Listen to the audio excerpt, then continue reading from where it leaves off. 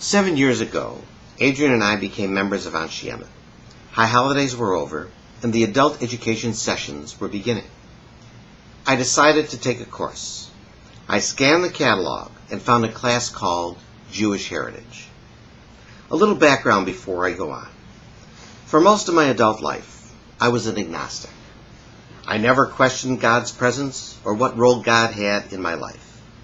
I went to services on the high holidays just to go.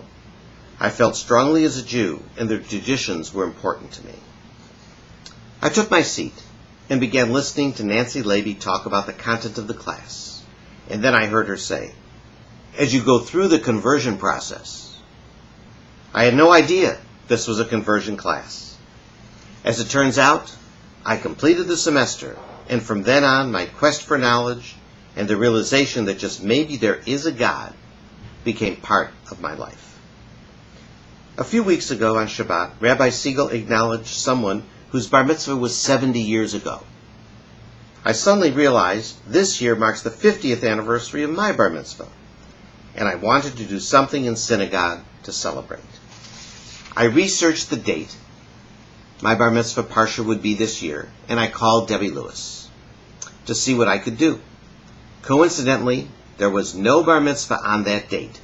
She asked me if I would like to chant the Haftorah. I accepted the challenge. Without her help and my cousin Monica's, I could never have learned the tropes to chant my Haftorah. So today, I continue my journey of learning and celebrating the 50th anniversary of my bar mitzvah with family, friends, and the Anshe Emet community with these words of Torah. At the beginning of Parsha Vayishlach, Jacob is preparing to return to the land where he dreamed and prayed 20 years ago. He is meticulous in his preparations for the meeting with his brother. He selected gifts for him, and he gave specific instructions to his servants as to what they should say and do. He wanted to make sure everything went exactly as planned. The night before their reunion, Jacob was alone near the Jabbok River. During the night, Jacob wrestles with a mysterious assailant. The Torah allows us to speculate who the assailant might be, but we are never positively sure. It could be God, an angel, Esau's spirit, or Jacob wrestling with himself, or a demon from the water nearby. Jacob is at a transitional point in his life. He has become powerful, authentic, reflective on his past, and authoritative.